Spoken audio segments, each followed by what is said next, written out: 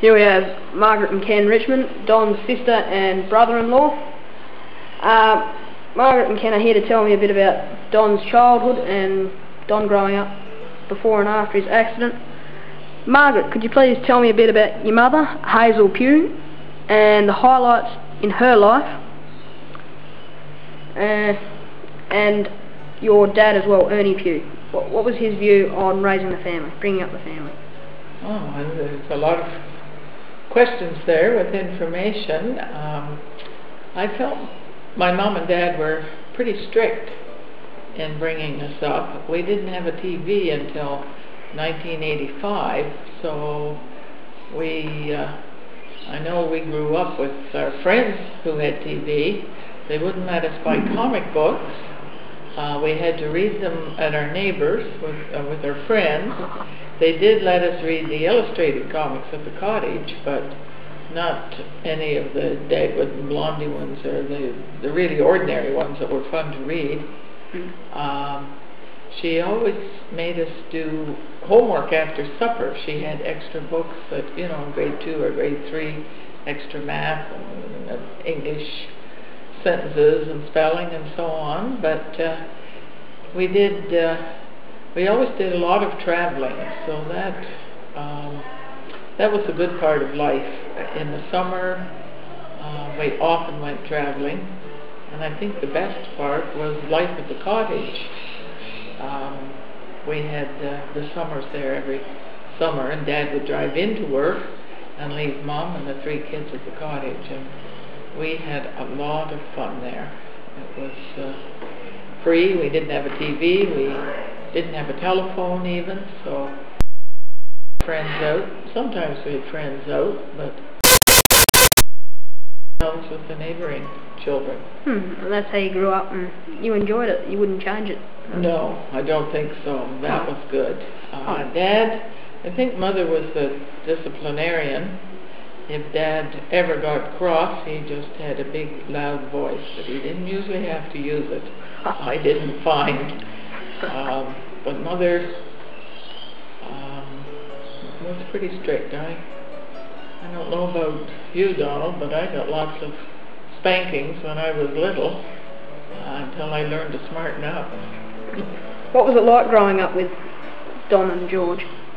Well, I was 6 years older than Donald, so when I was 12, he was only 6, and George was only 4, so there was quite a gap. But at the cottage, we all played together. At home, of course, I was so much farther ahead in school that, you know, we didn't do a lot together at home, particularly. But having brothers or sisters, I think, is really important. Maybe you have a lot more family feeling. You learn to get along, and you know, you play together. I had to babysit them, so I had to be telling them what to do at times. I was probably, because they were young enough, I could get away with it. So I think it's good to have brothers or sisters. You learn to give and take a lot more. Getting along with Don there, I've heard a few stories of you throwing books or plates at Don. Oh, well, you sometimes lose your temper, especially if your younger brother doesn't do what you say. And I was really cross that day, so I did fire a bunch of books at him, but I didn't kill him.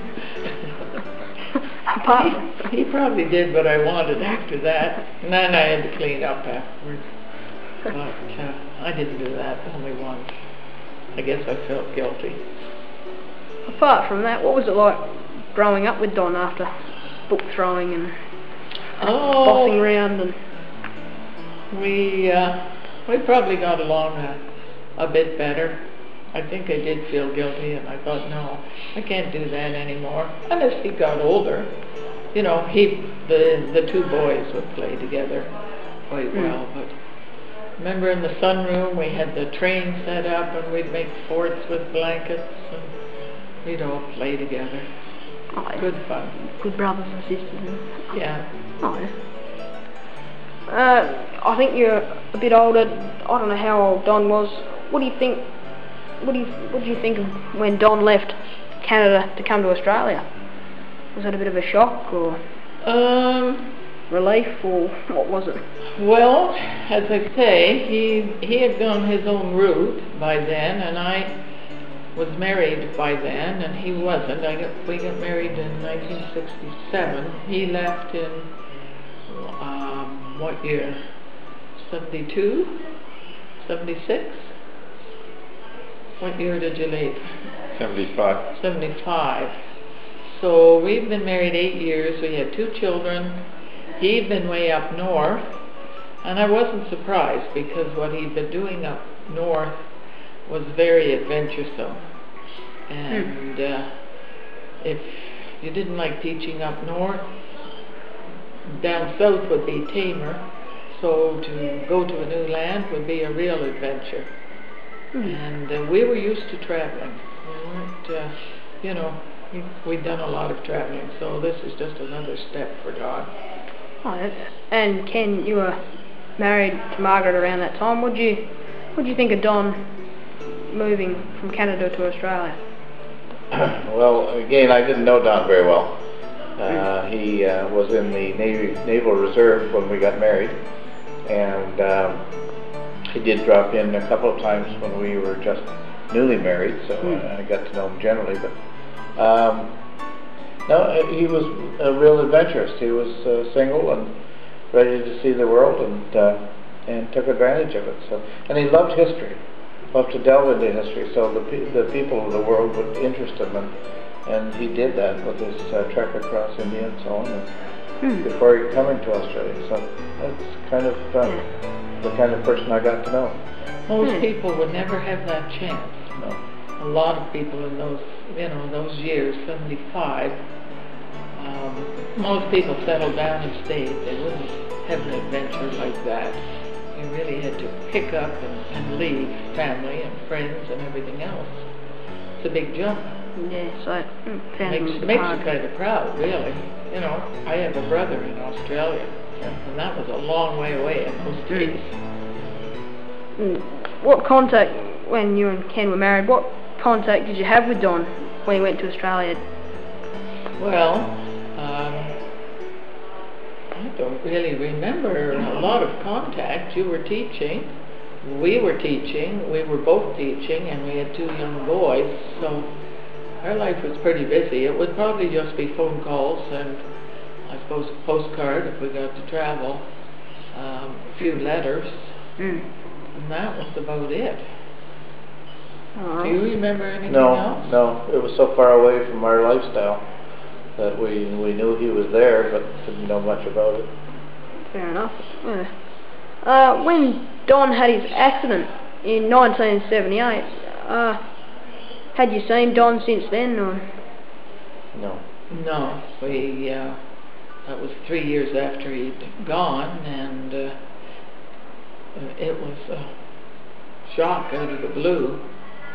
I know my parents left to get out there very, very quickly, and it was just hard to imagine what actually had happened, and it took a while to get the facts straight. You know, I mean, phone calls were few and far between. So it was pretty hard on the family, being half a world away. And yeah, it was, because there was no way, you know, I could afford to go out, or that they needed me out there particularly. Out here.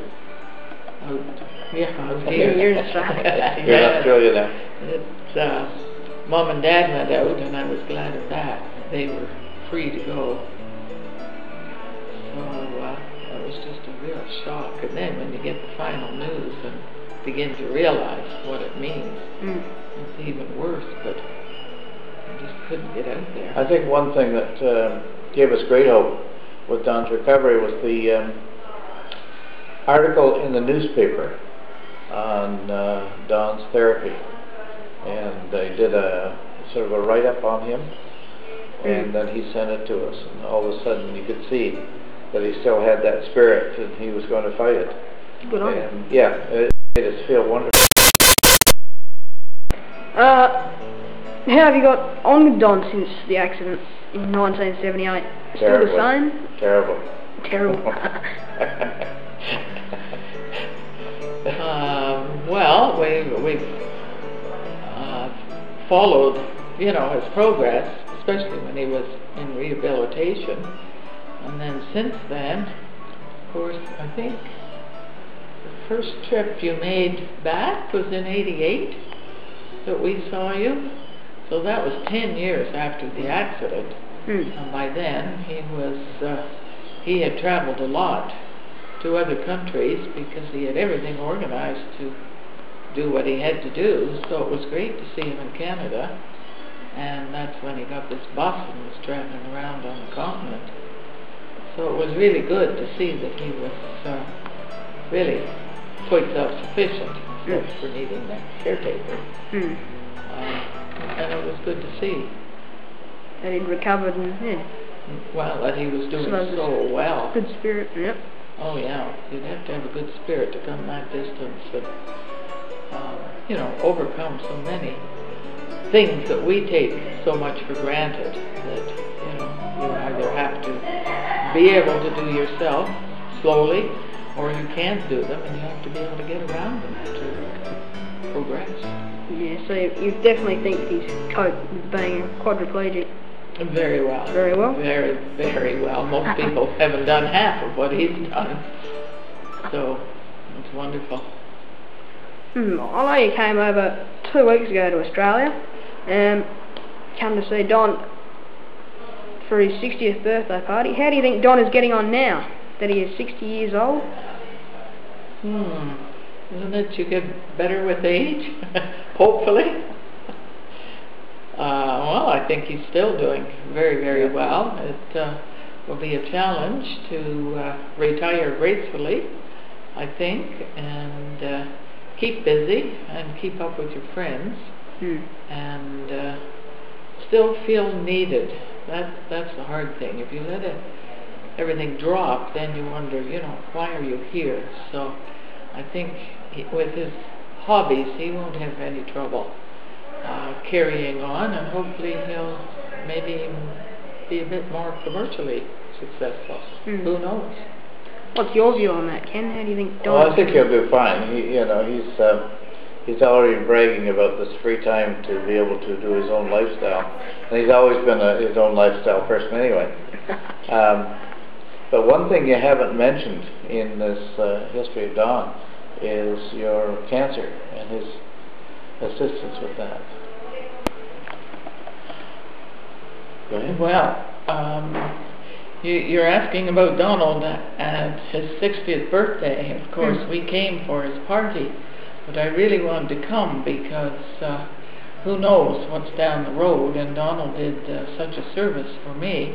Back in 1998, I was diagnosed with acute myelogenous leukemia, which means my white blood cells were almost down to zero, and I was probably going to die from it if they couldn't get it solved. So I had a year with 3 severe bouts in the hospital with strong chemotherapy, and I was, what's the term that they use? I recovered enough that they would then consider trying to solve the problem, which was done by bone marrow transplant. And I asked George, my other brother, to be tested, and our 2 sons, and none of them, they wanted the figure 6 out of 6 with all these criteria, and none of them were suitable. George, I think, was 4. And they said, have you got nobody else, because you're in trouble if you don't. And I never really thought of Donald because, 1, he was so far away, and 2, I just felt being in the wheelchair, he wouldn't be able to help me. And they said, you had better talk to him. So I phoned, and he got tested here, and he was 6 out of 6. Which meant he would be a perfect donor of bone marrow. So in 1999, in the summer, in July, he came over and went down to London to the cancer hospital with me, and the doctor thought he'd be about an hour, and they would extract bone marrow, and it would be frozen and then injected into me. Well, in half an hour, the doctor came back and said, I can't believe it, but we can't get enough bone marrow to do the job. And we were all in shock, but he said, well, don't worry, we'll take all his blood out and we circulate it through a machine that takes the stem cells out, and we'll combine it with the bone marrow. So it was pretty straightforward for Donald. Stem cells, and then about 2 weeks later, he was all done. It didn't bother him too much to make this donation.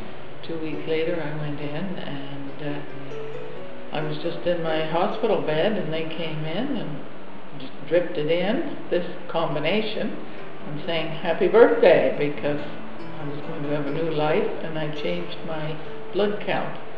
I became B positive rather than O positive.